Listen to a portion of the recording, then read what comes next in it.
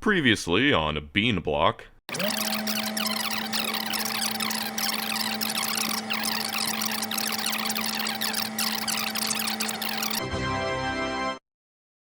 Welcome back to the third and final installment of my pelagic prison. We've just finished fully automating 7 out of the 9 sciences, and that might sound like we're almost done, but we're not. However, the end is in sight, and that's what I'll keep telling myself as I work through the torture that the length of this video has probably clued you in on. Our first major goal is yellow science, but I'm gonna beef up my base a bit before tackling that. The first thing I'm gonna do is slam down another sludge stack, since even 3 of these massive things isn't enough to keep this whole base supplied at 100%. Remember that by electrolyzing water we can create slag, and by treating it with sulfuric acid we can create mineral sludge ready to be put on trains, shipped anywhere it's needed, and crystallized into ores. And we need a lot of this stuff. Charcoal is an integral part of that process, since it's used to make the filters that turn slag slurry into mineral sludge, and we're running low. I've already got an old build that makes charcoal, but it kinda sucks, so instead of copying that, I'm just gonna copy the Tianaton farm for my plastic build, since it also makes cellulose, and instead of using it to make propene, I can just turn it into wooden blocks instead, and then microwave them. Charcoal trains are the only ones I've made single-headed, which makes them really zippy and capable of quickly reaching all 50 billion charcoal stops I've got set up to feed the sludge stacks, but it does mean I can't make dead-end stops for the pickup. The only annoyance with these farms is that you can't just copy and paste them. You gotta manually insert seeds and a bunch of compost once it's built for it to actually start growing, but after that it becomes self-sustaining. This way of making each lane of charcoal have its own station should work though. If a train decides to stop at the first station, it'll block the other 2 in front of it, but I'm just going to assume that there's so many other stops for them to go to that it shouldn't ever matter. Oh yeah, and every time I want to spool up one of these sludge stacks, I need to manually insert 10 filter frames into each assembler, manually throw in some sulfur to start the sulfuric acid loop, and then throw in like 400 electrodes into each lane of electrolyzers, manually. Just in case you thought that simply because I created an easily expandable design that expanding it was actually easy. You know what, while I'm at it, let's just slam down another one. Really, I cannot stress enough just how much mineral sludge we'll need. And all of these new electrolyzers are going to eat a ton of electricity, so let's start this video strong and design the 3rd generation of my bean power plant. If I want to take beans to the endgame, I've got a feeling I'm going to need to make this pretty big. First we'll need a bunch of sand, which as usual comes from mud washing plants. Thin mud water is what we're after, and all of the solid mud it makes I'll just put into a liquefier and turn back into mud water to dispose of it by feeding it back in through the start of the process. Turning it into landfill is easier, but I've already had to deal with clearing out full landfill chests to keep my other power plants from seizing up, and I'd like to avoid that this time.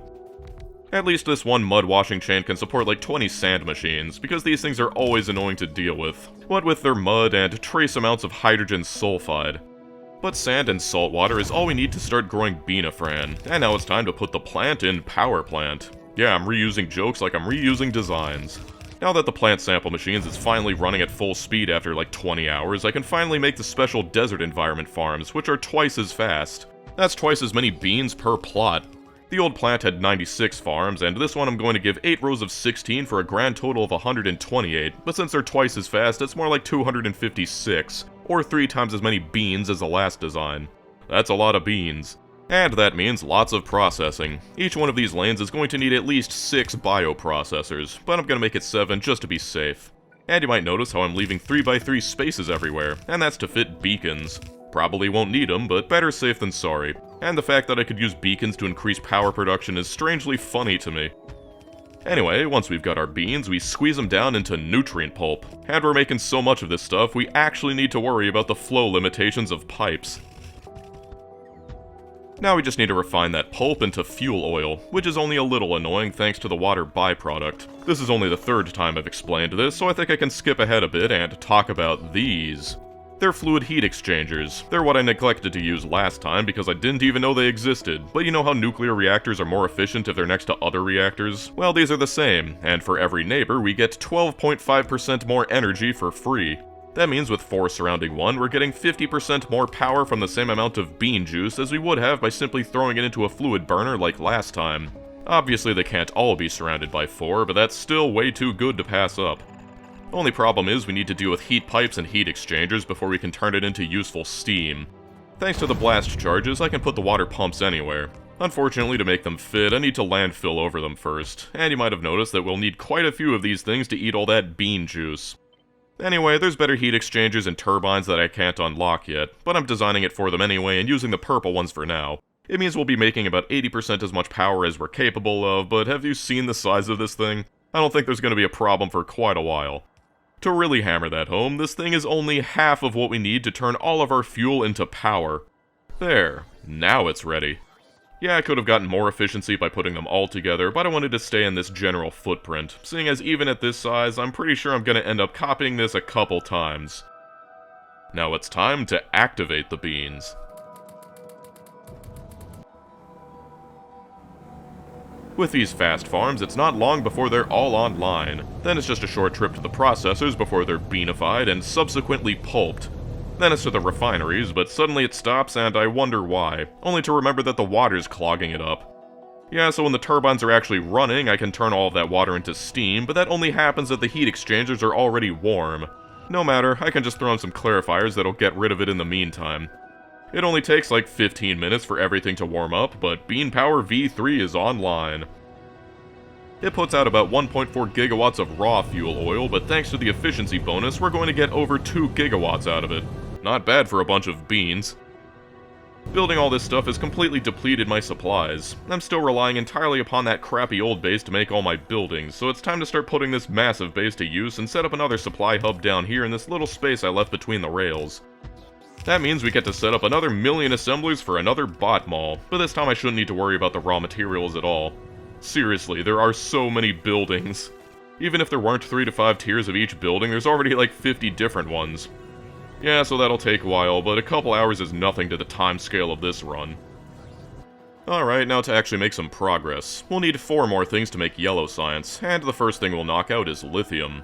Lithium-ion batteries, more precisely. Here's everything we'll need, which seems intimidating, but it's actually not all that bad. It starts with brown algae, so that's what we'll make first. Brown algae is great because it has only one ingredient, tons of salt water, which we can make with these salination plants. In return for being so easy, we'll need tons of algae farms to make any appreciable amount of it, but once we've got that, we just need to throw it all into an electric furnace to make the lithia salts. Then by zapping that in some electrolyzers, we can make the lithium. This is the only use for lithium, so I won't need to worry about putting it on trains, and that's pretty much all we'll need. I said it was easier than it looks, and that's because we've already made all of the other ingredients elsewhere. The cobalt oxide comes from the cobalt smelting process, and I really hadn't accounted for needing it in my build, but it's not too hard to extract it from the furnaces and repurpose one of the train stops I'd made to drop off cobalt ore for picking up the oxide instead. As for the sodium perchlorate, you probably don't remember it, but I made it while I was building all the chlorine zones under the assumption that I need it later, and I'm glad to be proven right. Just bring it in by train, and we're almost there. We still need to combine it with the lithia salts to make the lithium perchlorate, however, and it also spits out hydrogen and salt as a byproduct. We'll also need some carbon, but this is only the 20th time I've made carbon, so I'm just going to assume you get it by now. It's getting a little cramped in here, but here's the chemical furnaces to make the lithium cobalt oxide. Sometimes it's tough making everything as dense as possible.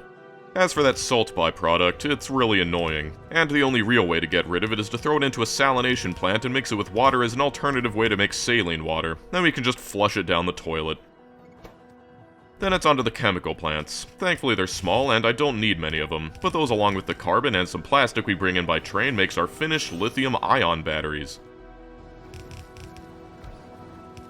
We've still got the other 3 items to sort out, but the reason I made these first is because I can use them to make Tier 3 robots.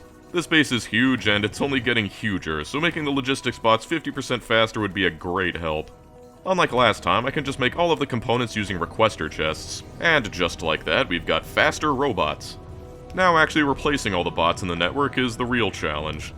All I can really do is set up a chest that takes out any Tier 2 robots that happen to dock at that roboport and throw them into storage before replacing them with the newer model. I'm curious, so I decided to set up a memory cell and hook it up to some Nixie tubes to keep track of how many I've managed to replace. Anyway, it seems I still need to work on my base, because even though I haven't been producing science for several hours, the supply of advanced circuits is completely dry to a lack of resin. I knew that old resin build sucking would come back to bite me, but the main problem is no ethanol. I've got 2 places making ethanol, but it's mostly a byproduct of making something else, like compost or acetone, so it's about time I made a dedicated ethanol build. Prime Dedaline is what we'll use to make the corn for ethanol, and it's the exact same as Beanifran, which is great because I can just reuse the design I made for the bean power plant. I won't need quite as many farms as that though, and so I won't need quite as many bioprocessors, again reusing the same design. The best part of late game Factorio is seeing how many new builds you can piece together by tacking together old builds. Anyway, from there we throw all of that corn into some liquefiers along with some water to make fermentation base, which can then be turned into our ethanol. It also spits out some compost randomly, but thanks to magic we can just throw all of that compost into a composter to compost the compost and create 1/5 the compost and just keep swapping that compost between composters to get rid of all the compost. Turning these big farms on for the first time is always fun, and that's our big ethanol farm. This had better be enough, so help me God.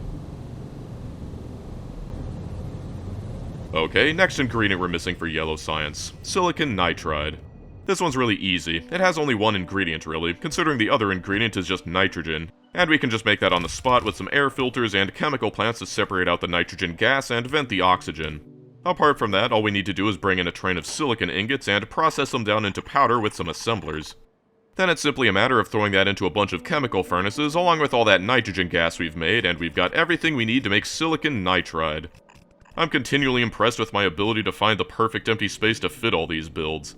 There are going to be so many trains by the time I'm done with this base. Silicon nitride has a handful of uses outside of science, but we'll get there when we get there. Until then, I'm expanding the supply some more now that I'm not totally starved of red circuits anymore. Or so I thought. So this time it's not the ethanol, it's the resin itself. Well, time to make another bio-resin build. I did mention last video that I'd probably end up needing to redesign it, but I was hoping that it would have ended up being a bit closer towards the end of the game. Since I've already built this once, I'm not going to go into too much detail, but I'm refining my design and expanding it a bit. We'll still need to bring in carbon dioxide and fertilizer by train, but the sand creation process is much cleaner this time around. And this time I'm leaving space between the soil assemblers and composters for beacons. It's pretty complicated with all the underground belts, but all you need to know is that this whole thing just spits out soil. Then there's the matter of making the tree seeds, which is also this complicated mishmash of underground belts, since they take soil and fertilizer as well as water and CO2. And let me just say, this is much nicer now that I have plant samples fully automated and can actually expect these tree seed generators to be built eventually. From there, it's just a matter of copy-pasting the same arboretum design I've already made, many times. It's almost twice as many arboretums as the previous resin build, so this had better be enough.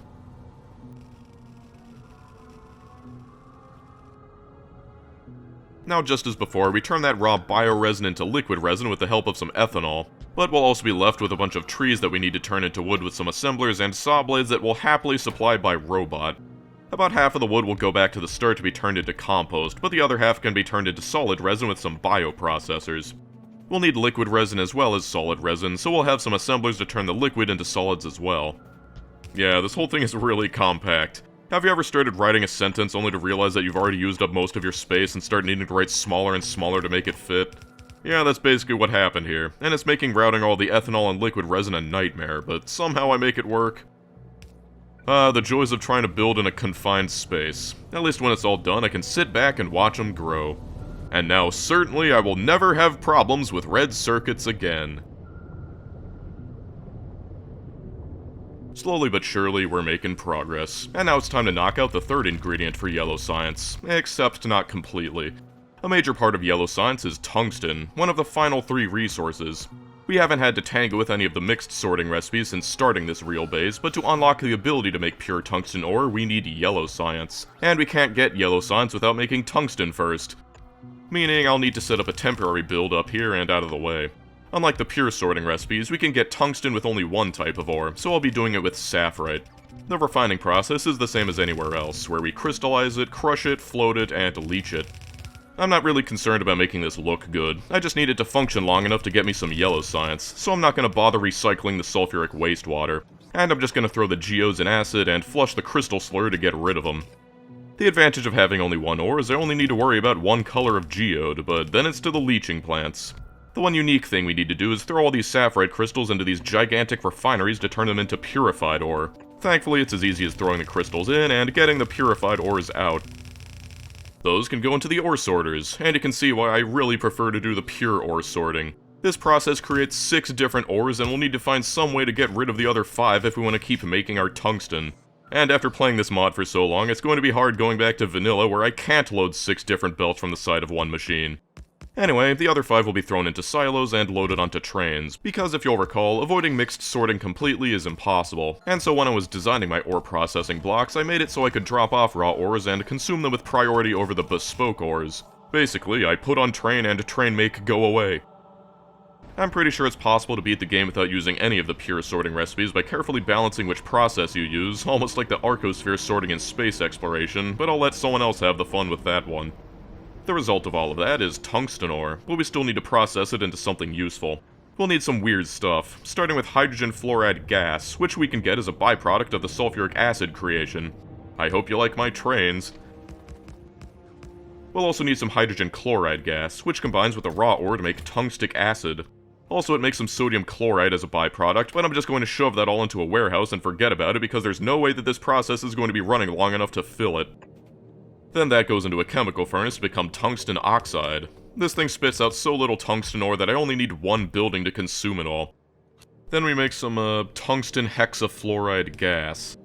But finally, we put that into a furnace and get tungsten powder along with some fluoride as a byproduct. We're not done yet, because we still need to mix that powder with some cobalt powder to make tungsten powder mixture. This is only the first tier of tungsten smelting, and it's already the most annoying. Well, no, that's still tier 3 silver. Regardless, that powder gets thrown into something called a sintering oven, and I'm astonished that even this late into the game we're still using new buildings. That makes the finished plates, and there you have it, crappy bootstrapped tungsten. That'll have plenty of time to build up a nice stockpile while we tackle the last ingredient. The last thing we'll need are polished rubies, which requires tons of annoying stuff. There's also sapphires and diamonds and such, and even though we'll only need the rubies for the science, we'll need the other gems eventually, so we might as well make them all while we're here, seeing as they all take the same ingredients anyway. The first step to making gems is washing geodes, and that starts with a ton of mud washing.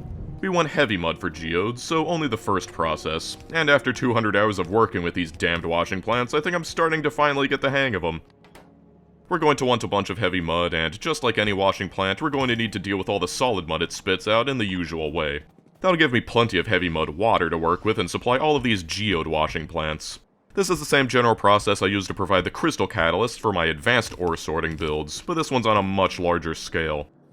You can also make blessed mineral sludge from geodes if you set it up as a use for all that mineral water you end up with, but it's something I never got around to setting up, mostly because it's annoying. Washing geodes can create any of 6 possible colors of geodes randomly, with some having a higher chance than others. Normally I just put them all on a sushi belt, but with the volume we're dealing with here, I'm actually going to bother separating them onto 6 different belts with the help of many filter inserters and their absurd reach. Say what you will about this mod, it really satisfies my masculine desire to see several pretty colors on belts. Then those go into some liquefiers, and the annoying thing about dealing with geodes is each color needs its own dedicated recipe, and to deal with one geode washing plant you need a minimum of 6 different liquefiers. 2 for each color per lane should be enough, except for red and blue geodes, which are the most common and will have 4 liquefiers each. We'll need some sulfuric acid to dissolve the geodes into a slurry, but that's easily solved with trains. If this base hasn't shown you the power of trains by now, I'm not sure what will. I'll also make a train that can pick up crystal slurry from here if I ever need it. I never ended up needing it, but that's just what it means to be prepared. This is why I don't look at the map with train labels on.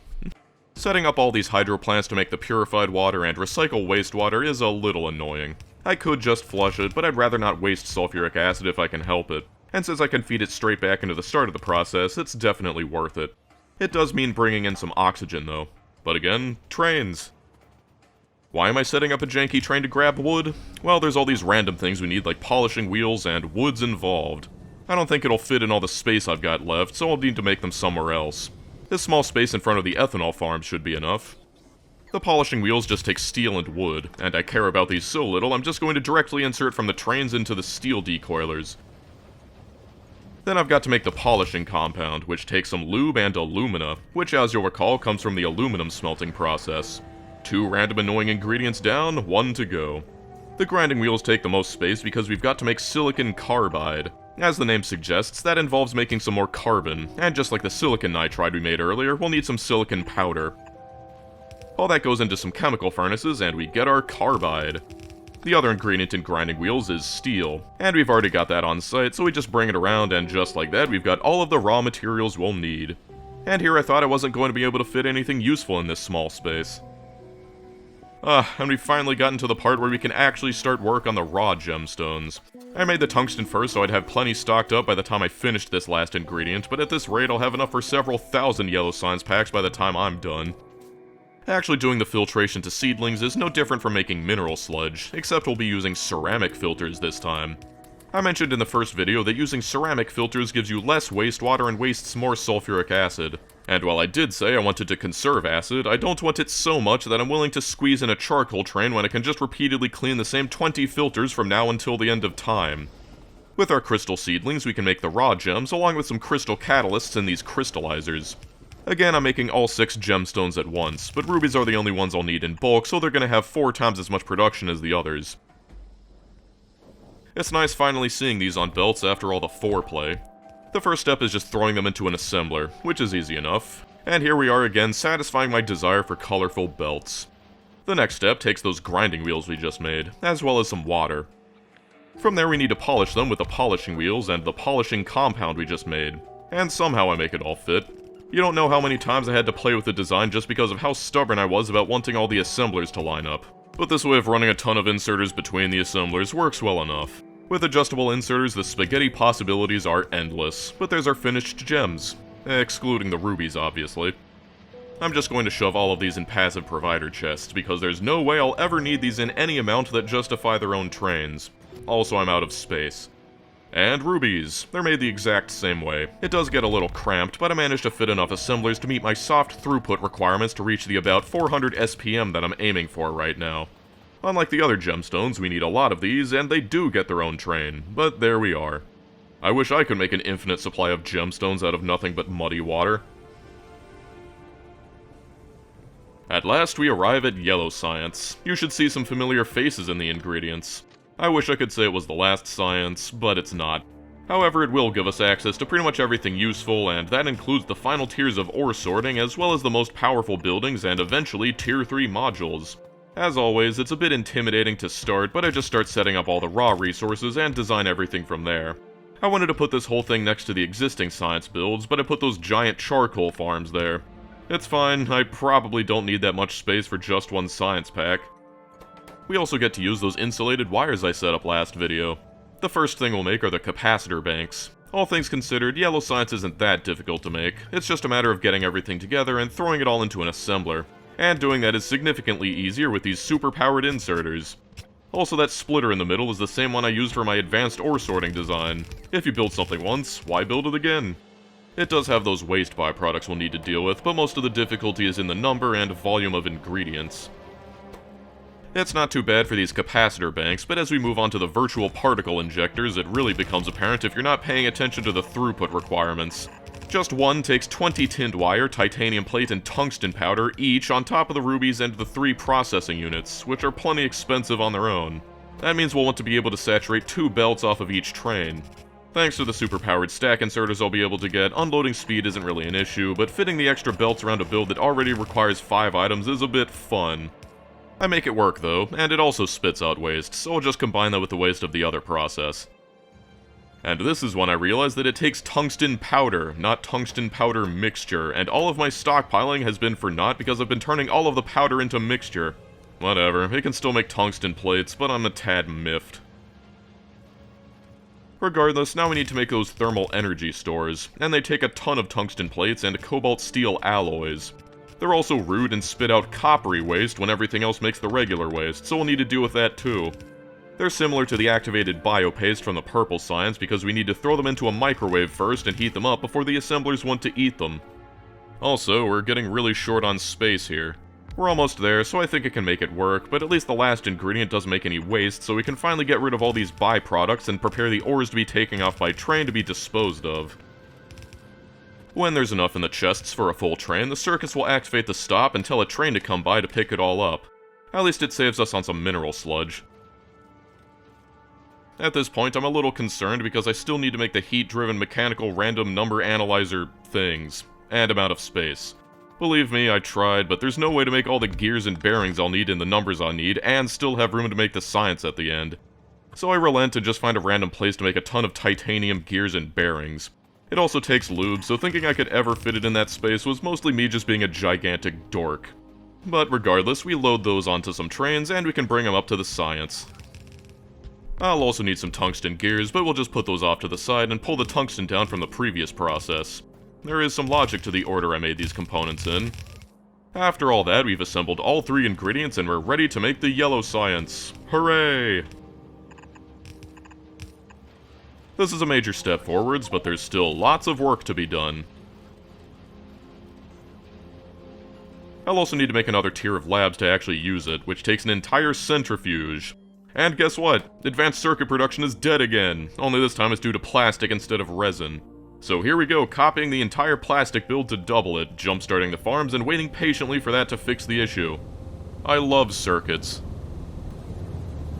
Okay, with the new labs finally done, the first thing I research is the advanced ore refining, which will give me access to the pure ore sorting recipes for tungsten and platinum, only to realize to my horror that it can be only done in a tier 5 ore sorter. And guess what that takes? Advanced processing units. And guess what those take? Platinum and chrome. Alright, we'll just make another temporary build like we did for the tungsten and get to work on those advanced processors. But not so fast, we can't get chrome from regular refining. We need to make something called ferrous crystals first. We'll also need cupric crystals, but one thing at a time, alright? And the recipe is absolutely ungodly. Really, ungodly is the only way to describe it. I mean, just look at this thing. It's a 9-step process, and that doesn't even include all the raw ores and wastewater handling. Thankfully, since it takes 3 base ores, I should be able to repurpose my advanced ore sorting design. But here we are again, out in the middle of nowhere trying to design this thing with ghosts. Unlike regular ore sorting, we won't need any crystal catalysts, so we can get rid of all these geode plants in between the cells and use that space to fit all of the BS I need to make the first ferrous mixture by combining 3 ores. We'll also need to pulverize the mixture, and that means making some milling drums and lubricant, which is similar to filters as they can be reused multiple times.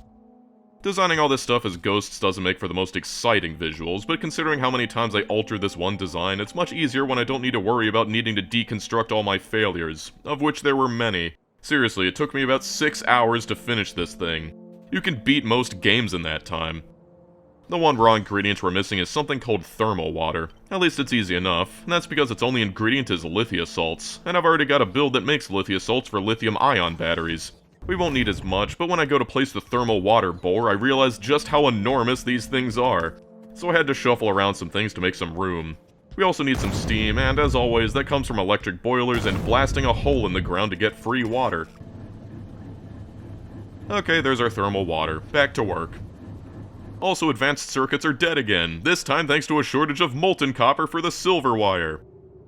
Whatever, I'll worry about that later. Even though we're not using crystal catalysts, we're still going to get geodes from the floating, so that needs to be taken care of. And don't ask me why I crushed them first, thus necessitating the need to get rid of crushed stone instead of just making 2 liquefiers. I think there was a carbon monoxide leak in my room. Either that or my brain is finally starting to malfunction. Now I need to split off half of the floated chunks and use that to make the ferrous sludge, along with some sulfuric acid and some of that thermal water we just made. I'm really glad the ratios worked out well enough that fitting the first few steps in here was perfectly viable, and the output is a fluid this time, which is substantially easier to move around. I'll run that pipe all the way past the leaching plants to set up the ferrous dust, and that requires some sodium hydroxide to be brought in. And it's kind enough to spit out even more wastewater. And oh my god, I can't even cover this in detail, it's just step after step after step. But after that we can finally combine that dust with the leached crystals and a bunch more leaching plants to make the ferrous slurry, and at least now we don't need to deal with all the base ores anymore. Then we need to filter the ferrous slurry, and that means the same filtration design I've used a million times, and of course that means we need to set up a bunch of purified water too. But don't forget, we've got tons of sulfuric wastewater too, and half of this process drinks sulfuric acid, so not recycling it isn't an option. So of course I've got to set up some wastewater recycling and bring in some oxygen to turn it back into sulfuric acid. The other wastewaters can get flushed, who cares about them? Trying to shove all of this into such a restricted space and also meet throughput demands, it's a nightmare, and so is routing all the pipes. At this point I'm engineering my limit, but the next process isn't as bad. We throw all of that ferrous concentrate into these electro-winnowing cells, a building whose sole purpose is in making these ferric crystals.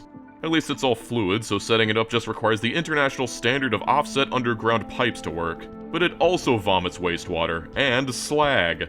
Thankfully slag is easy enough to get rid of as we just crush it and turn it into mineral water before voiding it. But now we're at the final step. We actually get to make the crystals, and rejoice, it has no byproducts. The juice goes into the crystallizers and comes out as crystals. All that's left to do is throw it into the ore sorters and we'll have our chrome ore. Well, of course we've got to deal with all the other ores too. Naturally, they'll all be stored in silos to await being loaded onto trains once there's enough of them.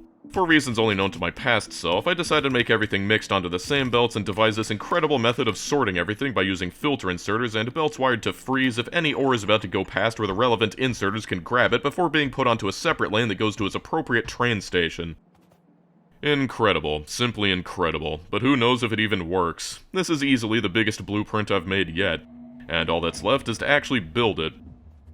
It's actually so huge, I decided to make an edit on the fly and leave a space for trains to pass through the middle instead of needing to go all the way around. But the speed at which the bots build this thing is a testament to the power of my new supply network. Actually turning it on only had about 1 million errors I had to fix. Like forgetting to get rid of the crushed stone because of that unfathomable decision to crush the geodes. But after all that, I can finally turn it on. Ah, the beauty, the beauty. There's our chrome. And also some manganese, but don't worry about that. We still need platinum, however, and that comes from cupric crystals. And you know the best thing about cupric crystals? It's the exact same process as ferrous ones, just all different recipes. Though with a build this big, switching over all the recipes is a task in of itself. And now that I ironed out all the kinks making the first one, I can show the process from start to finish.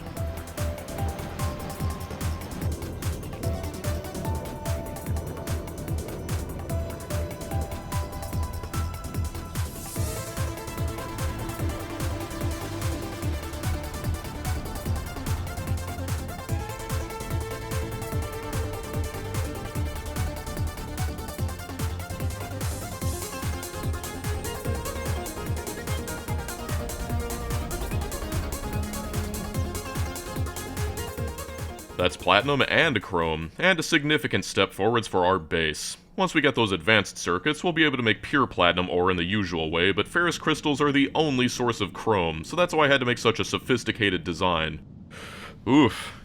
Now it's straight to using those materials. First one I've got to deal with is manganese. Its smelting is dead simple, and almost doesn't even deserve its own block. We just throw it into some furnaces along with some charcoal. This is the tier 1 smelting of manganese, but as I said, it's mostly a trash byproduct we've got to get rid of to keep it from clogging up the chrome, so I have no idea why you'd want to make more of it. It does have some use. If you'll recall from the last video, I made an offhanded comment about setting up the titanium smelting to accept manganese to make molten titanium. It's the best way to get rid of it. I also made the other side to get rid of nickel ingots, because I've got way too many of those as well. Alright, now for the chrome. And would you look at that, we need carbon again. Unlike manganese, we actually want more of this stuff, and so we'll be doing higher than Tier 1 ore processing. Tier 2 and 3 ore processing gives you 50% and 100% more plates per ore respectively, but even though chrome is incredibly scarce and difficult to get, I decided to use the second tier of smelting. And that's because it takes 1 step instead of 4, and it doesn't spit out a bunch of annoying byproducts. Seriously, just take my word for it. It's also a relatively small build compared to the other behemoths I've had to build, and that's because while chrome is scarce, it's also used in literally 1 recipe, and that's advanced processors, so this is enough. As usual, we'll want to turn them into coils so we can benefit from the 15% productivity bonus from using coolant, as well as the ability to use productivity modules when we turn them into plates. That also means we'll be making a little coolant build over here, which I'll be able to actually use just as soon as I get those advanced circuits, because only the highest tier of strandcasters have access to cooled chrome. But with all that taken care of, there's our chrome. And now for the moment you've all been waiting for, and the moment I've been dreading. Advanced processing units. If you haven't watched the other videos, go do that. Daddy needs to finance his Factorio addiction. But if you have, you should remember that circuits are quite complicated. That being said, the first step is still pretty easy. In fact, it's the exact same as the substrates for the processing units, and I can just copy the whole build. Setting up the trains was the hardest part, but expect that to change. And even though we'll only need them at the end, I'm running the blue and green circuits down the middle for aesthetic reasons to keep in line with the other circuit builds. In the middle of doing that, I decide it's finally time to fix these wastewater plants I made. The decision to make the stops only support 1 tank trains was an awful idea and effectively ensured that the recycled acid could never be used because none of the normal trains could fit inside and the smaller trains that were supposed to use it would end up causing issues where the regular trains would get stuck for reasons that are more complex than I'm gonna bother to explain.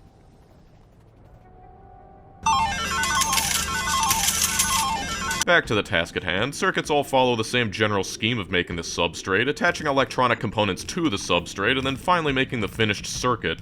The second step is the main challenge. For greens we needed 1 component, for reds 2, and for these we're going to need to attach 4 different electronics. The number of train stops I had to make just for this part should clue you in on the unique challenges of this process. Really, I went to go fix the wastewater recycling because I didn't want to deal with this, but there's no avoiding it.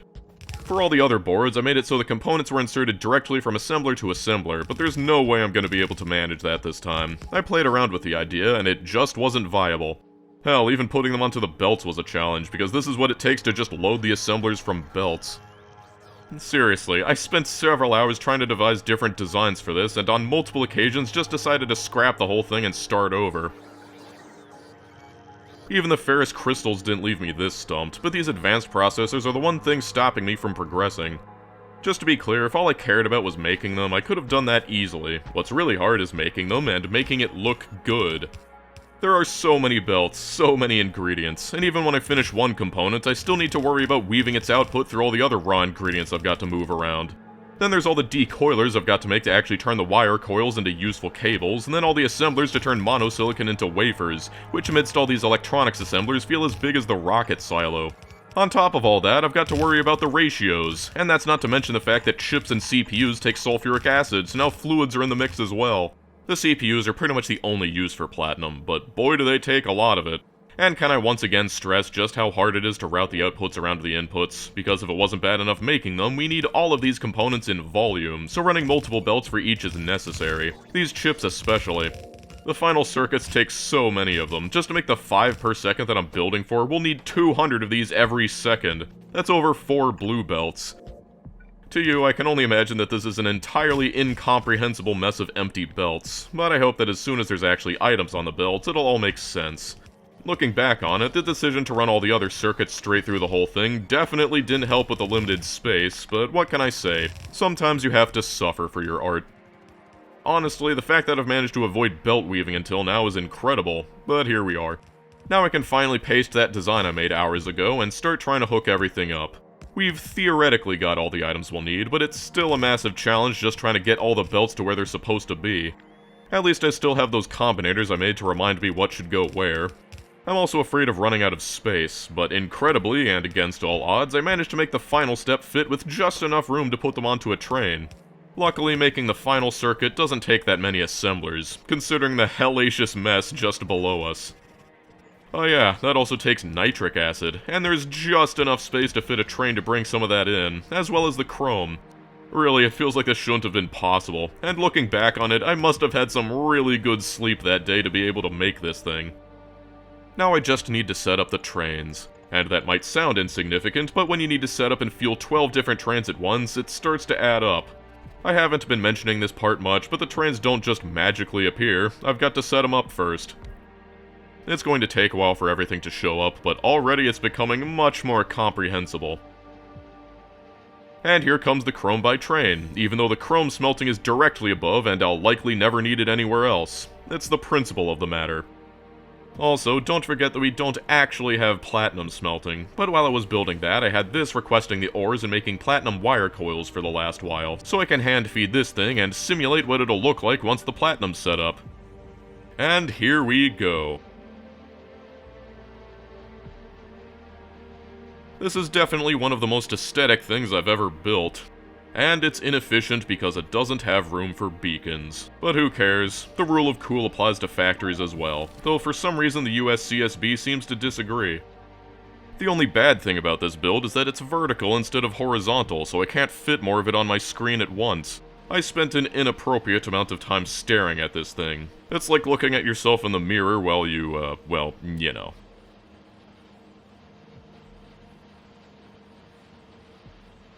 The base has been filling out rather nicely. With advanced processors, I've got access to all the most powerful buildings, so the first thing I make are those ore sorters I've been dreaming about. That means I can actually make tungsten for reals, and once again I can use my advanced ore sorting design.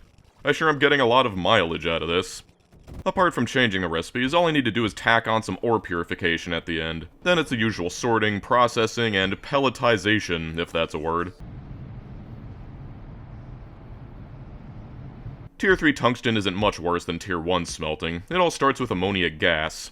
While I do have ammonia on trans already, it comes from blue algae, which is rather inefficient and something I mostly did out of convenience. Making tungsten requires a lot of ammonia, about as much as that whole algae build can make. And though you've probably already forgotten, I kind of need that blue algae to make me crude oil, so instead I'll be making ammonia the better way. It's just a mix of hydrogen and nitrogen. Hydrogen is effectively infinite because it's a byproduct of my sludge stacks, and nitrogen is free from the air, so the only thing we need are some red catalysts. Catalysts just take 2 ores and a frame to charge, and are infinitely reusable. If you haven't gotten requester chests yet, they're really annoying. But once you've got robots to move the ores around for you, the most annoying part becomes needing to keep empty frames in your inventory at all times so you can kick off the process. That goes straight into some chemical furnaces with our pellets to make tungsten oxide. We'll need to bring in some more hydrogen fluoride gas, and knowing what I know now, I 100% recommend you go for Tier 2 tungsten, and that's because it doesn't require any of this gas, which is relatively scarce and very annoying to create. I'm just operating under the assumption that my acid gas processing makes enough of it. The extra 50% extra efficiency from ores is straight up not worth it, similar to Tier 3 lead, but I made the decision and now I need to live with it. That goes into some furnaces and we get the powder. Also, it spits out a ton of fluorite ore, which is kind of nice because it lets us make some fluoric acid and actually uses this process I set up a million years ago. But it does mean needing to deal with a byproduct, and it's just another thing that can get jammed up. We need the raw powder for science, but we also need to mix it with some other powders to make the mixture.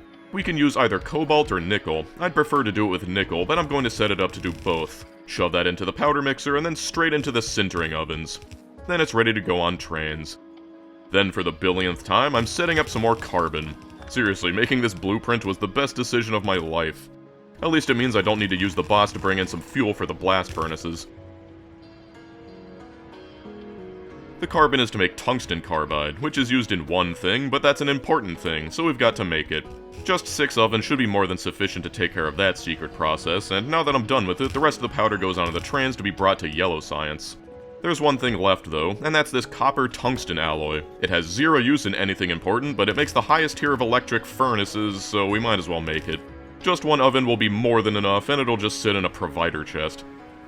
Eager to finish up this run, I move on straight to platinum. It goes up even easier than last time because I can copy all the purifiers as well. Platinum's a bit weird because the first thing we need is some hexachloroplatinic acid. All that means is combining the pellets with some nitric and hydrochloric acid.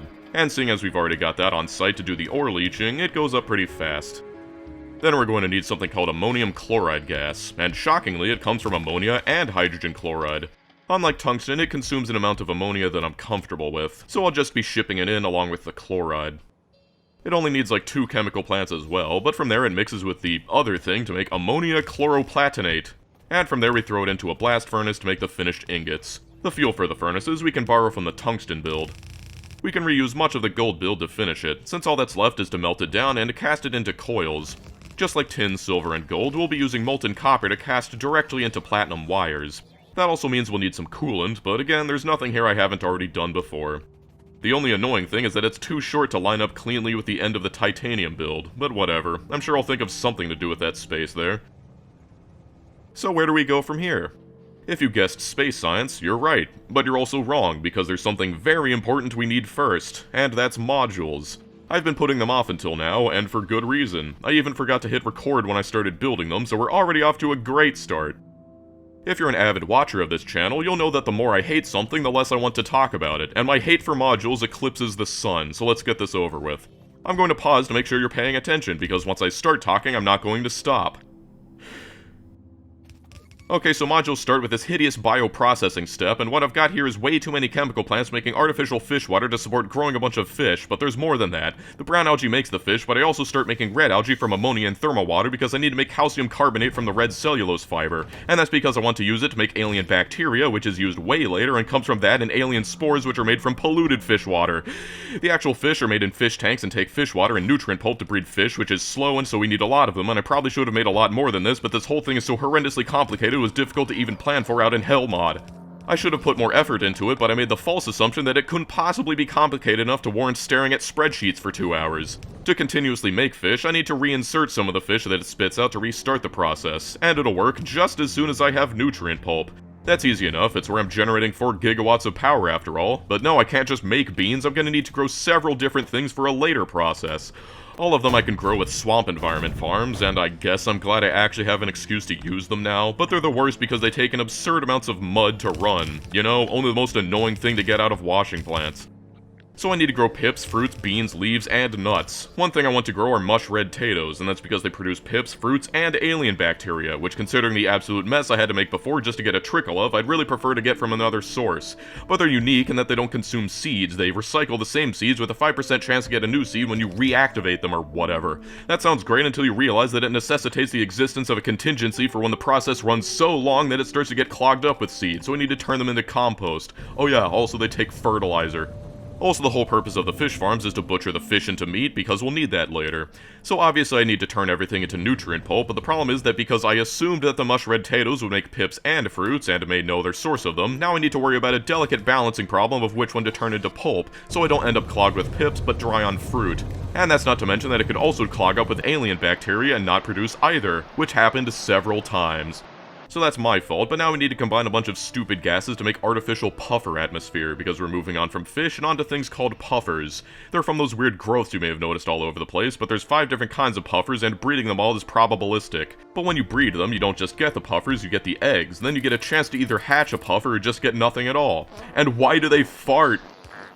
So I need to start out with the gaseous puffers and let this dumb thing run until I get enough of the blazing puffers, corrosive puffers, and rancid puffers I actually need. I've just got to sit around listening to farts until I get enough. Then I can rip this thing up and start the real process of breeding those specific puffers. But first I need some geode washing because I need to make some crystal dust, which means bringing in some lube just to smash them up in powderizers. I turn that into crystal slurry with some purified water and then into crystal seedlings because I need to make crystal catalyst and inoculated petri dishes which use that alien bacteria. All of that is to make the crystal seeds and crystal enhancers I'll need. Also, we need to use all of that meat we got from the fish with the alien bacteria to make some alienated meat, and I haven't even touched the puffers yet. It's this horrible self-sustaining process where it continuously uses the same puffer to make eggs. Which is nice that it just runs, but it's also annoying because first I need to get enough stock to actually jumpstart all the breeders, and that means more waiting and more farts. Breeding the specific puffers we want is still only a 70% chance or whatever to give us what we actually need, and spits out eggs of all the other puffers whenever it feels like, so we've got to sort that out and dispose of all the ones we don't want by turning them into meat. Then and only then can we move on to the point of all of this, and that's breeding biters. We need to first make the biter eggs by combining the puffer eggs with the crystal seeds and some crystal dust to make an egg. We can hatch that egg with some alien meat and nutrient pulp, and then we can get biters that we can zoo or whatever. But we also have the chance of getting a biter queen that can be used to repeatedly make more eggs without the need for puffers, but only 99% of the time. 1% of the time, instead of making an egg, it just dies, and so you always need puffers to sustain your queen supply. There's also medium biters and big biters too, and they all work the exact same except the queens are rarer. The whole point of all of this is that zooing the biters creates the raw crystals, shards, and splinters that we need to make modules. This thing is truly awful, and I've completely stopped caring. The ratios are wrong, and there's several major issues inherent to the design, but it should just shamble on. But I'm still not done talking. We need to turn the raw crystals into red, blue, and green crystals and then polish them with some grinding wheels. Those different colors are used to make the 3 different modules, but if you want to make only speed modules, too bad. You're going to get all 3 colors whether you like it or not, and that means you need to create a complicated mechanism to balance your colors and destroy any excess. So to do that, you need more powderizers, which means more milling drums and more lube, and there's 9 different kinds of crystals you need to destroy, so you need 9 different machines bare minimum. And then it spits out dust, which is okay because it takes crystal slurry to actually cut the crystals and dust to make the grindstone so we can reuse it, but it can overflow, so we need to be prepared to flush the excess. So I set up this whole thing, and to my horror, I realized that you can only crush cut crystals, not the polished ones. I should have known, I mean, they only look exactly the same. I don't want to give up on this design, so I try to salvage my method by balancing and hooking up some extra inserts that take it out of the first assemblers, and it's hideous. But as long as it works, I don't care. The problem is that it didn't work, and I realized I needed to cut my losses and rip the whole thing up and redo it. I remake it using priority splitters and circuits so that the inserters turn off if all 3 boxes are close to full, and it doesn't drop anymore so they won't be wasted. But if we're short on one kind, the process will continue and all the excess will split off and end up on the line to be destroyed. This is only touching the surface of what I had to go through, and guess what? That means we can actually start making the modules, which are bad enough on their own, even without everything we had to go through just to get this far. But now I don't even want to legitimize their existence by explaining it. I need to make all of these electronic components here, then I need to make the main boards, the logic board, and then 3 tiers of raw boards to be turned into speed, productivity, and efficiency boards. That's 9 different boards. And when I get those up, I need to make the module cases and the module contacts.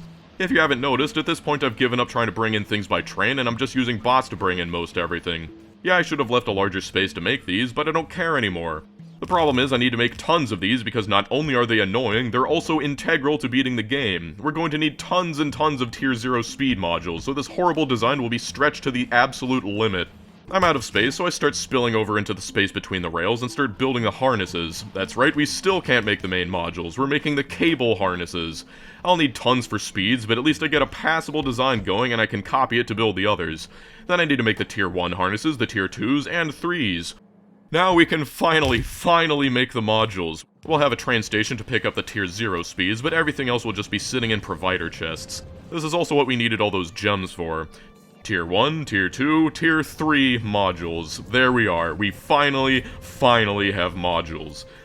As if it couldn't get any worse, they are ludicrously expensive to make. This massive base, this whole thing I've been building for nearly 200 hours can make 2 Tier 3 modules a minute, if everything is bent solely towards module production.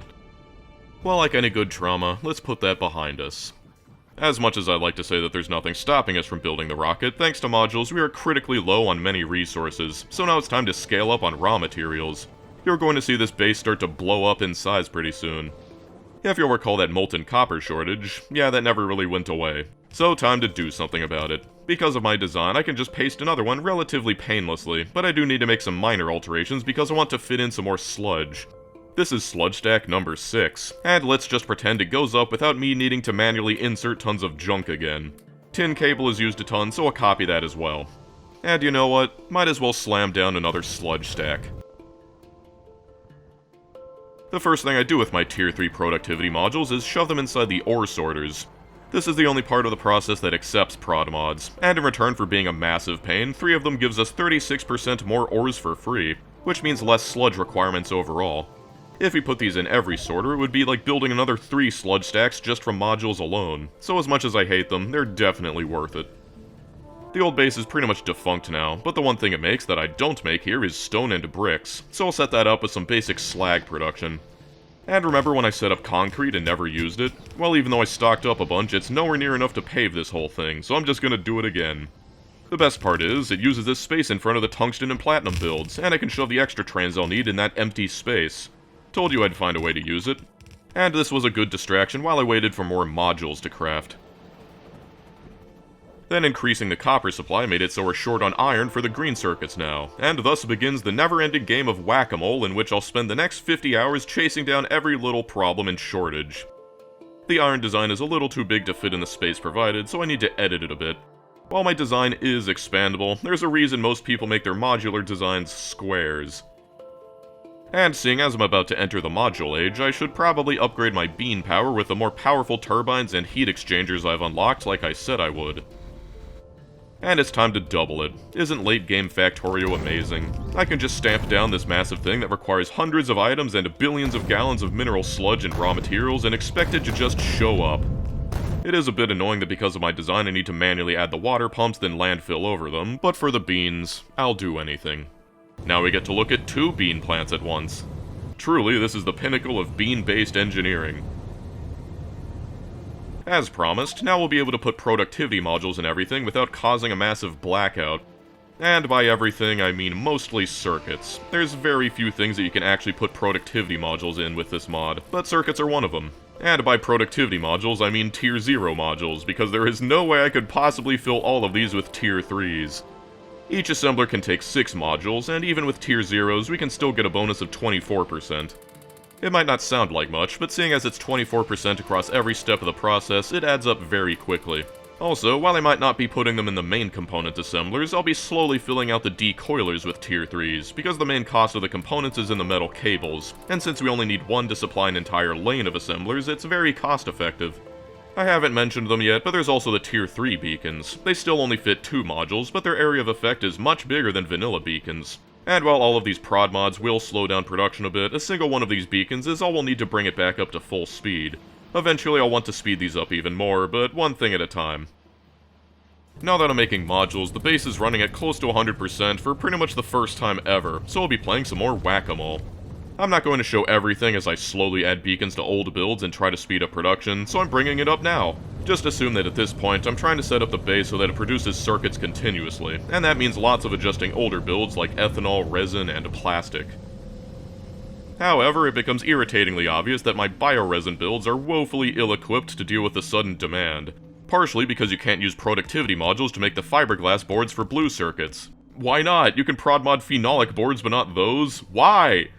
Anyway, I said I was going to only do the bioresin, but it's proven to be exceedingly annoying, requiring tons of things like fertilizer and soil and entire oceans of ethanol. Plus the fact that you need to cut up all the spare trees at the end doesn't help either, so I'll be making chemical resin. All of these turn naphtha into propene. Coincidentally, propene is the same thing we make from cellulose to turn into plastic, so I could have used that design, but it's many times larger. We'll combine that with chlorine gas to make allyl chloride gas. Straightforward enough, but then we'll need to combine it further with some hydrochloric acid and some sodium hydroxide to make epichlorohydrin gas. That's half of what we need to make liquid resin. And my custom alert is warning me that my concrete silo is full, so time to start paving. You know you've got a killer base when you can slap down 80,000 tiles of concrete and expect the boss to complete it in a timely manner. I'm sure we'll cover the whole base eventually. I don't want to spend too long talking about resin because it's something I've already built twice before, but it's worth showing off what the chemical path looks like. What I'm doing here is trying to make benzene gas. There's two ways to make it, and that's methane and butane. Butane is a byproduct of making acetone, and I seem to recall saying something like, "I'll never use this stuff, so might as well vent it" last video, so yeah. We do make methane for purple science, however, and butane is a byproduct of that. I'd prefer to use butane because it's not used in anything else, but I'll need to set it up to use either because there's no way we make enough butane. We combine that benzene with some more propene from the earlier process to make phenol liquids. Also some acetone as a byproduct, which I'll want to collect and reuse if possible since it's what makes us rubber.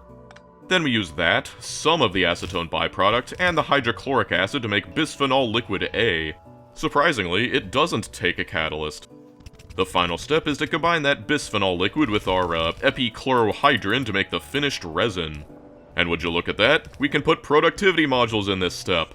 I'm not going to bother turning it to solid resin because liquid resin was what we lacked mainly, seeing as spare wood can easily be turned into solid resin. I have no idea if the supply of natural gas liquids from the oil processing will be sufficient to run the methane, or the naphtha for that matter, but one way to find out. Wow, just look at the production graph. I think I'm going to have to say that chem resin beats bioresin. Circuits are churning along nicely, and we're getting around to 2.4 thousand advanced circuits per minute now.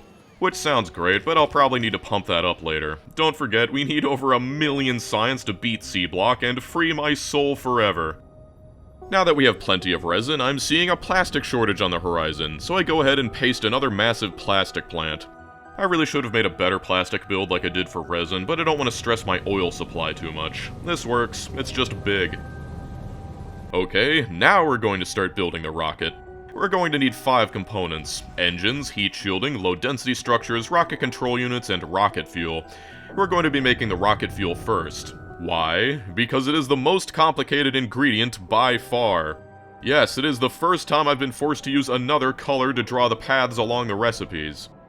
That might look bad, but it's even worse. Not only is it an absolute tangle of fluids, but it also requires ammonia in volumes like you've never seen. To meet the production I want, it's going to need 4,000 units of ammonia a second. That's why we've got all these air filters. Then we'll need to pull an insane amount of nitrogen out of them with these chemical plants. Most of the oxygen will need to be discarded, but then it's on to the incredible amount of ammonia plants I'll need. And of course we've still got to mess with catalysts. So 4,000 units a second is a lot. It's pipe throughput issues a lot. In general, pipe throughput varies depending on how long your pipe is and how many pumps you've got. Here's the chart. As you can see, unless I had a pump between every piece of pipe, moving that much is impossible.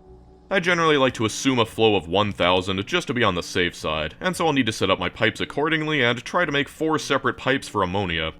It's used in 4 separate recipes, so we'll definitely need them.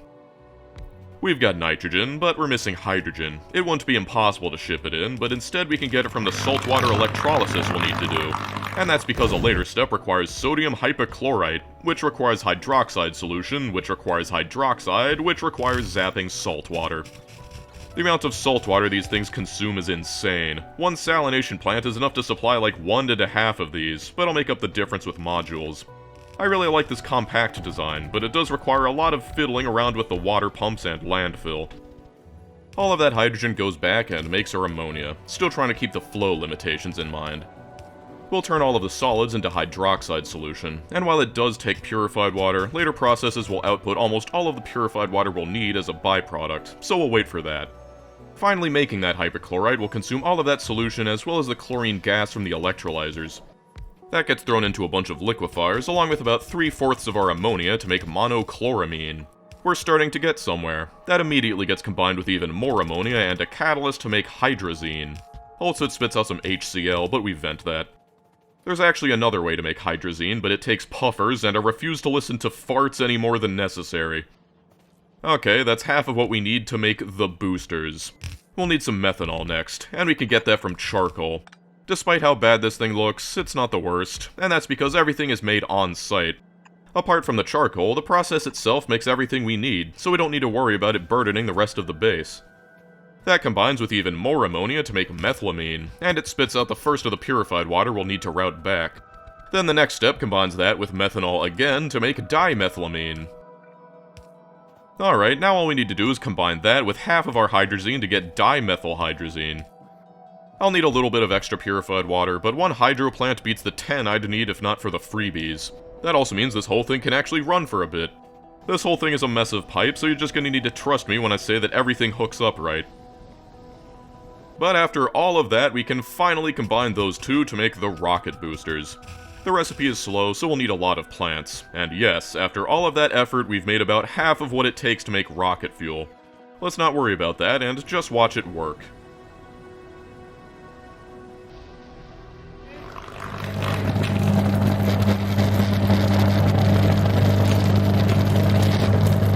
I hope YouTube doesn't assume I'm telling people how to make high explosives or anything.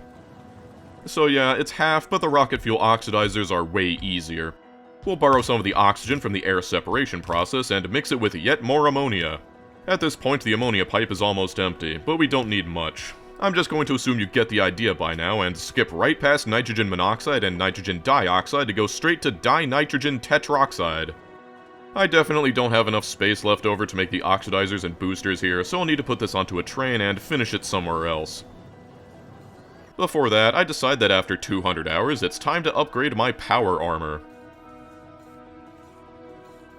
Yeah, that's the kind of speed I'm looking for. On concrete, I'm even faster than the trains. Take that, trains! Okay, I'll tone it down a bit. That space in front of the chem resin looks like some choice real estate.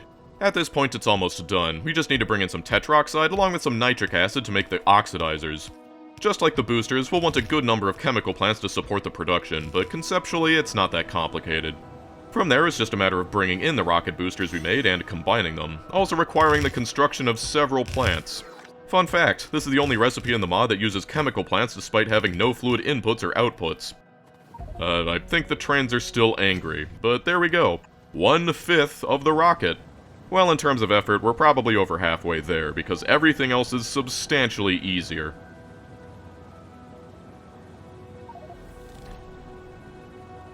And Project Concrete is coming along nicely. I've still got all this space to the left, so might as well make the LDS. They just take plastic, titanium, and aluminum.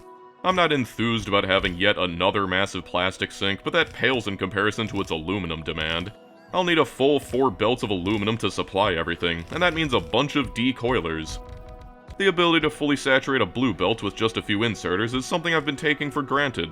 Also, I'll definitely want productivity modules in these things. Making these honestly feels wrong. I'm just throwing 3 different items into an assembler to get out one item without any byproducts.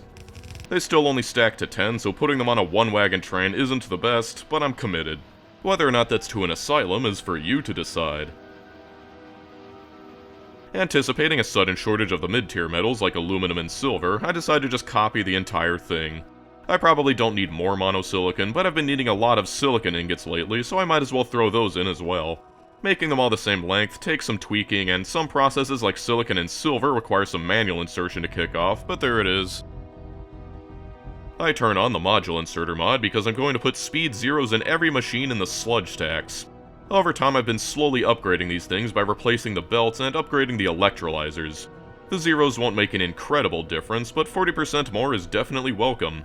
One issue is that the hydro plants need tier 3s to make enough purified water to supply the process, so it's a bit imbalanced.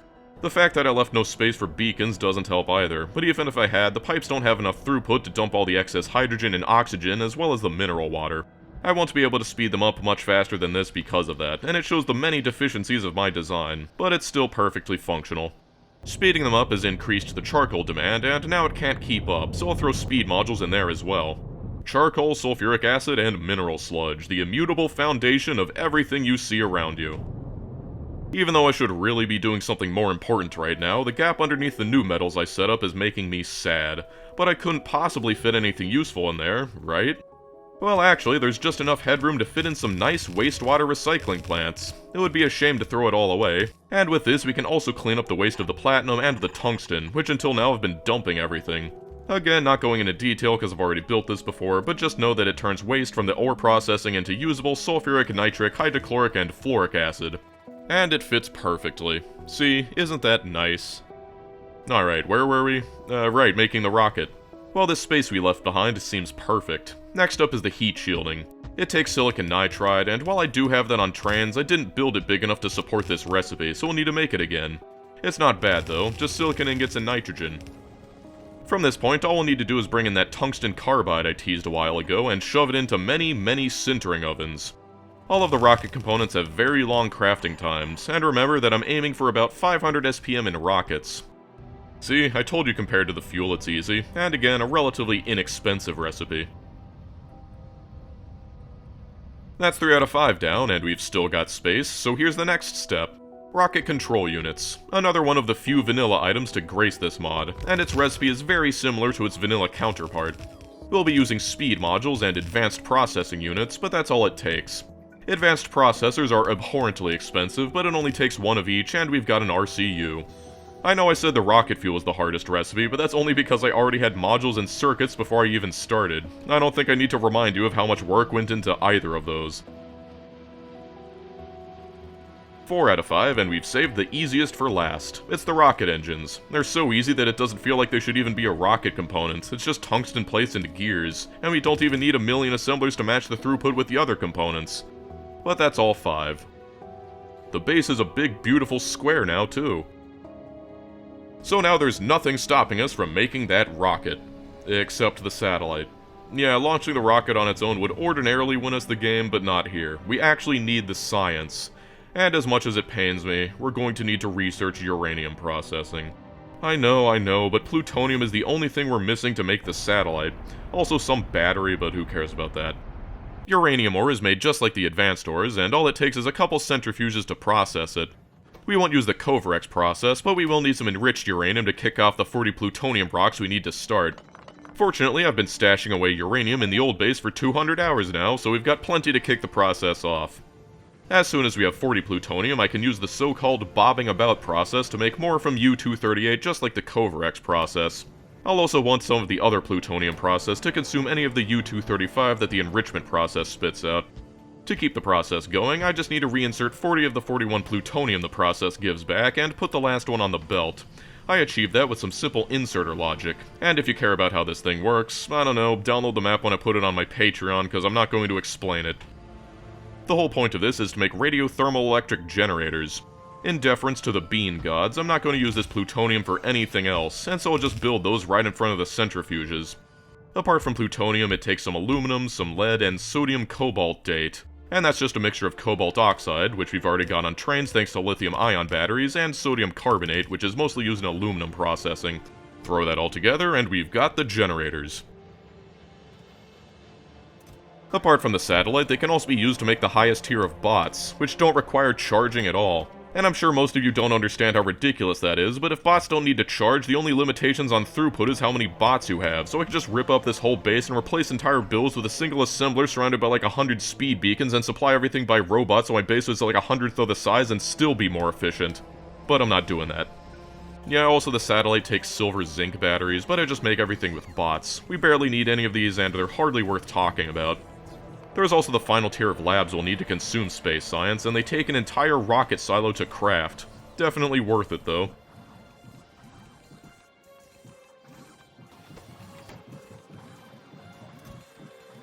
And being the professional YouTuber I am, I built the silo, launched the rocket, and thought I was getting some great footage until I realized I wasn't recording, so I reloaded an autosave and did it again, but I didn't want to build it again, so here's the blueprint.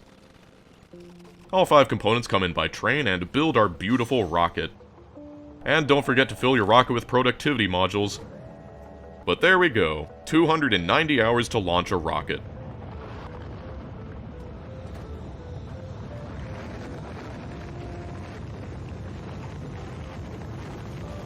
But we're still not done. We need to build an intergalactic spaceship now, at least in theory. Sorry to dampen your expectations, but we never actually get to see it. Really, it's just an arbitrary amount of items we need to launch into space and research. But before we can do that, we need a proper place to conduct the research. The space between the rails was fine in a hobo sort of way, but we're at the end game, and so I'll be bringing in all of the science by rails. Well, most of the science. Not military or agricultural science, because I never built those here. I will leave a train for military because 8 is a nice number of trains to have, but I'll be bringing in by requester from the old base, which still trickles military science after all these hours. I just love putting these things on belts. It's just satisfying seeing the fruits of your labors roll by. And so each of these labs will need access to 4 belts. Then I'll just wrap the belts around for even more lab coverage. And then double the whole thing. This amount of labs should be just right, seeing as we'll be able to fit tons of speed beacons around them. In preparation, it's now time to fill all the science assemblers with productivity modules. That'll give us an extra 72% more science per science. That means my target of around 400 SPM out of these assemblers will jump to nearly 700 for free. Also, anything that can be moduled will be moduled, but I'm not made of tier 3s. Took me several hours just to get this many. And seeing as I'm about to turn on science, I won't be able to make nearly as many now, so I'm still limiting them to the most important processes while everything else gets zeros. We'll be able to increase that even further because the labs also accept modules. They're the only ones that do, but combined with the science assemblers, we're getting 2.1 times the science for free. Thanks, modules. And to make it feel really special, I decide to throw in some blinking lights. And then I get distracted and decide to paste another rubber farm to make insulated wires because between the modules and the yellow science I've completely run out. But now it's time for science. I was about to turn them on until I realized that just one of these has a power draw of 34 megawatts. Trying to research anything would have immediately caused a blackout, so I've got to take a quick diversion to add yet more bean power.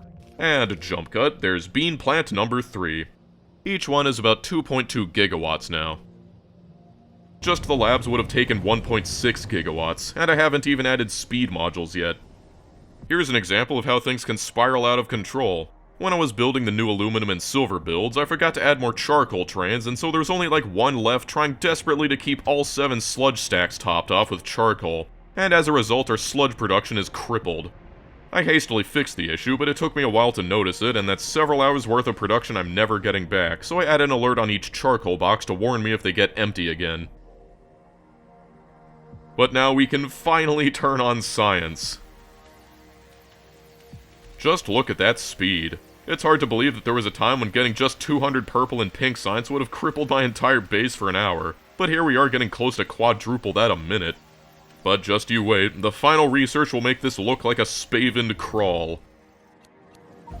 Since you're seeing this all edited together, it's really difficult to get across just how much time I've spent staring at random processes. This base is immense, and there's so many points of failure that no matter how much I try to avoid them, they'll always find a way to seize up something. Even barring actual errors, there's still a lot of seeking out shortages and trying to speed up what I've got, and failing that, copying things to a new block.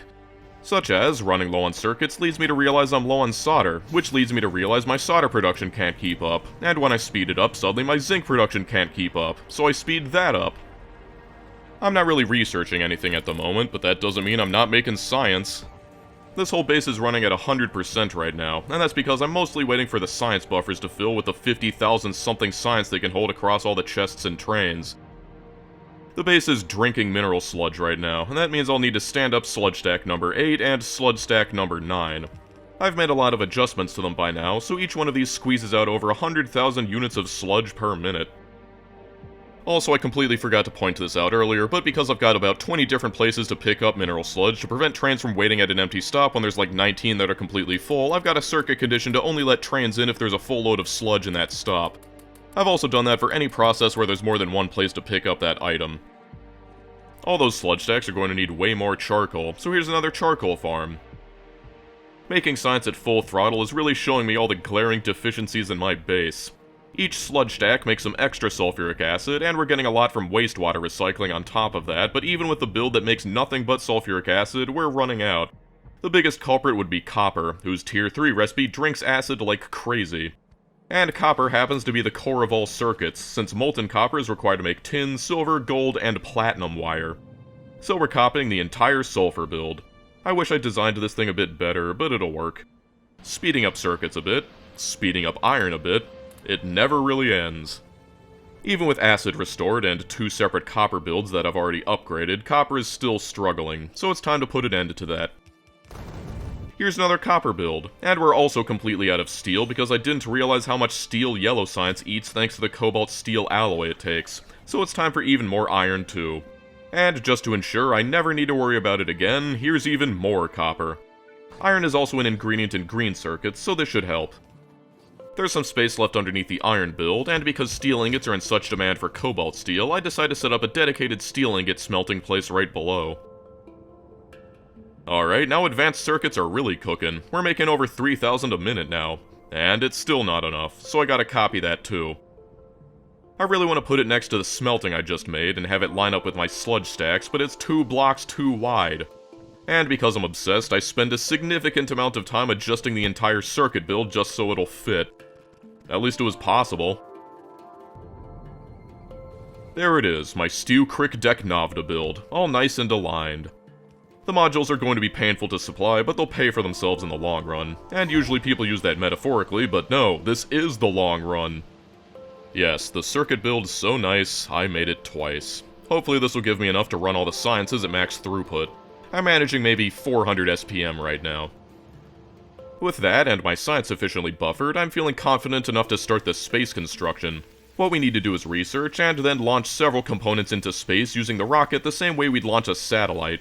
The first step was to just launch 7 satellites, which I've already done, but now we need to build the dry dock, and that includes making several structure components and assembly components. The only thing it takes that we don't have already are these super-powered robots and solar panels, but they're easy to automate in the mall. There it goes, 1 out of the 10 we need. To make it a bit less painful, the mod includes this combinator that outputs what's left to launch, and we can hook that up to a requester chest to set requests and have bots automatically bring in and launch components as they're completed. Even though it often doesn't feel like it, my base can launch all 12 rockets with ease. That was the easy part. Now it shows everything we need to launch in order to complete the spacecraft on the left. We're going to have to research all of these components and build them one by one. And that research on the far right, yeah, that's the one that takes a million science. Some of these components aren't bad, but some of them are incredibly tedious to build. I'll start with the fuel cells. I request the exact number of items I'll need to build 2 of these, and then remove the requests and set the recipe. Because of my requester at the rocket, the moment they're done, they'll be automatically carried over and launched. Just for fun, I start up the first part of the endgame research. It takes 200,000 red science at 60 seconds per pack. You can see how slow the progress is.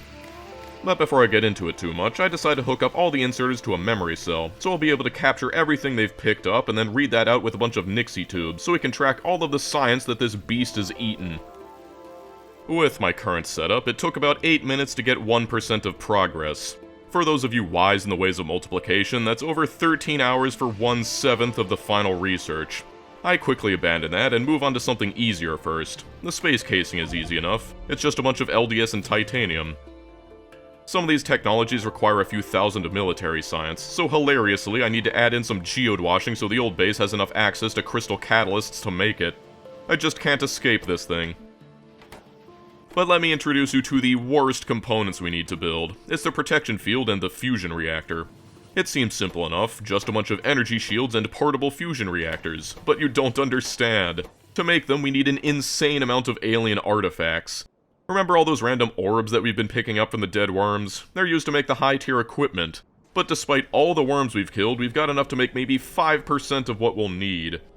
That means we need to make the artifacts ourselves, and it's incredibly annoying. First we need cellulose paste, then we need the powder of 7 different metals, then we need inoculated petri dishes, and then we can make one small artifact, and 25 of those makes one big artifact. There's 7 different colors, and they all take gemstones as well. I remember thinking I overbuilt the gemstones because I only needed like 1 a minute to make the modules, but now I realize I was actually a genius. It also takes a ton of alien bacteria, which I've got no choice but to poach from the raw crystals. If that's not bad enough, each extra tier takes 2 of the previous tier, so the artifact costs are exponential. Here's what it takes to make 1 of either, and we need 50 of each. It's going to take forever to get that many, and so I'm stressing about needing to grow more alien bacteria and to make more gems, but then I'm like, this thing will take at least 30 hours to make all the shields and reactors. There is no way I'm gonna finish the final research before then, so whatever. I'll just let that run in the background. Let's wash that bad taste out of our mouths with some more beans. I'll need a bunch of speed modules before my labs will be able to consume science as fast as I can make it, so here's some more power. The beans have been so good to us. I think they deserve something a little special. Here's my belt printer. If you want to know how this thing works, you're in luck. I made an entire video on it. But as soon as we load up the chests with all the items, we can print any message we want. And there's just one thing that comes to mind. Beautiful. At this point, I'm basically just running around schizophrenically waiting for things to happen. I'm just researching the FTL theory while making these thrusters because they take a good amount of modules, so might as well research something cheap while making the expensive stuff. There goes the astrometrics lab, right after the command center. The habitation and life support take agricultural science, which is also from the very first starter base. Looks like I can't escape this either. I like it though, it's like the gang's all here to support me. I had a ton of speed modules, and now we're consuming science at a cool 1.2k per minute. As I said, at this point it's mostly just waiting around, and this super cheap but time-consuming research is the perfect time to stockpile the 500 Tier 3 speed, efficiency, and productivity modules I need for the final component, the FTL warp drive. Also, those speed modules hurt my power grid a lot more than I was expecting. Each lab is now nearly 100 megawatts each, nearly 5 gigawatts just to run the labs alone. But nothing a couple more beans can't handle. And we actually finished the first part of the research. But don't get too cocky, that was just red science. Now it's red and green science. The habitation and life support modules go up, and now we're only waiting on the shield, reactor, and FTL drives. But don't hold your breath. Now it's time for even more standing around. But after running hot for so long, even more weird deficiencies start to show up. We're running low on solid resin too, so now I decide to copy the chem resin again. Except this time all it does is make solid resin. So much for the bio-resin, it just can't compete. Also, I'm running low on sodium hydroxide, which is used in a wide variety of applications, but mostly aluminum, so I copy my saltwater electrolysis build from the rocket fuel and rectify that shortage as well. The gameplay right now is a weird combination of waiting and obsessively searching for cracks. But now that I've stockpiled enough modules to make the final FTL drive, I decide to start launching satellites again. When you factor in the productivity, I'll need a little over 160,000 space science, and that means launching 160 rockets. They're the most expensive science to produce by far, but if I can manage to stockpile that much while the FTL research is still cheap, I'll be able to massively reduce the demand on my base in the later stages of the research. And more waiting. There we go. Now it's time for Part C. Red, green, and blue. This is when it starts getting expensive. Then I build this random fish breeding area. I think the idea was to increase module production for the Tier 0 speeds, which were lagging, but I never ended up using it. I think I can feel my brain de-wrinkling after all this, but we're getting somewhere. Slowly. And look, we've made 100,000 space science! That only took 4 hours, and it's only getting worse. Time for red, green, blue, and purple. I'm running low on oil now that the naphtha and methane-consuming purple science is on at full throttle, so here's even more oil. I need to split the whole build in half to make it fit in the space I've got left, and I'm really feeling the fatigue kick in because I can't be bothered to make it even more compact. Waiting. I mean, if I wanted to talk about something, I guess I could mention needing to massively increase glass production, but that would require finding the relevant footage when I can't even remember when I did it, so let's just keep watching this. And, unsurprisingly, making 1,000 purple science per minute continuously for 3 hours straight comes with its own complication, so I'm forced to put in sludge stack number 10.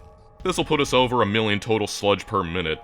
And while I'm at it, more plastic, because at this point I refuse to upgrade my plastic build. And more charcoal, because, I don't know, it fit in the space. I finally stockpiled enough space science too. Considering that it took this long, I definitely made the right choice. I wish I could see how much mineral sludge went into making this one train. And while making additions, I've been chronically low on aluminum, so it's time I added some more aluminum processing. Have I mentioned the benefits of modular base design yet? And I'm still short on sulfuric acid. All that copper I built is unquenchable, and so I need to build even more. But I need to make some major alterations to get the design to fit, which includes venting the free hydrogen fluoride, which in retrospect wasn't the best. But let's take one last moment to appreciate how many deadly gases I've pumped into this planet's atmosphere. Not my problem. I'll be leaving soon. There's the first half of FTL Research D. Now we'll need red, green, blue, and pink. Still relatively cheap, all things considered. It's a good thing I added this science display, but keep in mind that this is the raw science packs and doesn't include the 24% bonus in the labs, so each research is around 160,000 packs instead. I think I've finally gotten the base to a mostly steady state. After much sitting around, there's D2. Only 2 left, but now it takes red, green, blue, purple, pink, and the dreaded yellow science.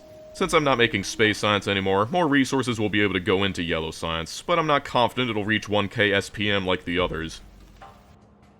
Sometimes I really hate it when I'm right, shortly after it starts stalling, and that's because of a tungsten shortage.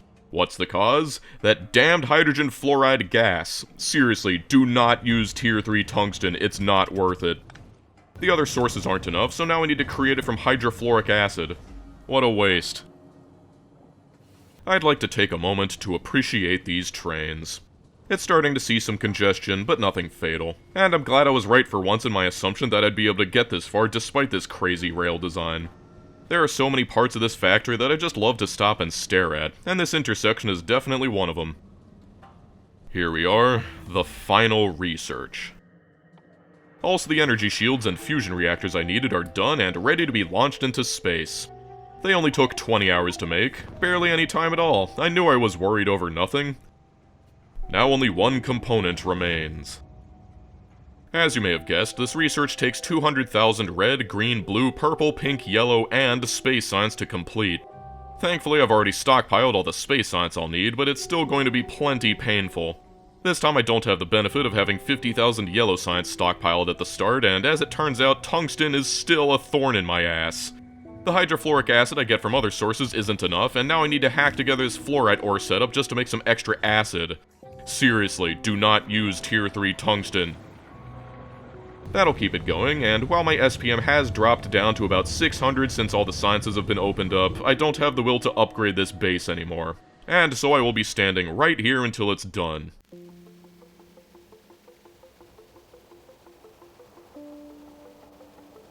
We've done it. We've completed the ultimate research. The final component to our spaceship is within our grasp, and now all I need to do is build it. 500 speeds, 500 productivities, and 500 efficiencies. And we have the faster-than-light warp drive. Into the rocket it goes. The game is kind enough to offer us the ability to build the entire spaceship again, to which I must humbly refuse. 337 hours to beat Seablock, one of Factorio's most infamous mods. And I don't want to hear, but you used a mod to speed up the game, only at the beginning, and that added maybe 3 hours tops, the rest was totally raw. And even if I wanted to, I couldn't speed up at the end because the base is so big my computer was almost at its limit anyway. But yes, after 170 days since I started this journey, I have beaten Seablock. Not only that, but in style. Tell me this isn't the most beautiful base you've ever seen. Honestly, I'm surprised I managed to get this thing looking this good. I should get this thing framed. Here's some final stats. 472 trains and 924 stations. But what about the only metric that matters? What's my BPM? Well, 43,000 beans per minute. And we've created over 180 million beans total. That is indeed a lot of beans. Now if you'll excuse me, I've got a spaceship with my name on it.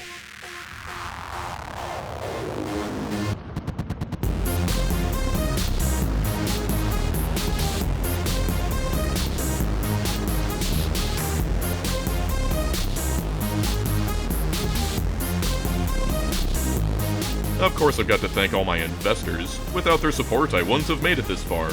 But I guess they're the ones that voted that I should play this mod in the first place? Anyway, thanks for coming along with me on this journey. I'll see you all again soon. But, don't expect another overhaul mod anytime soon.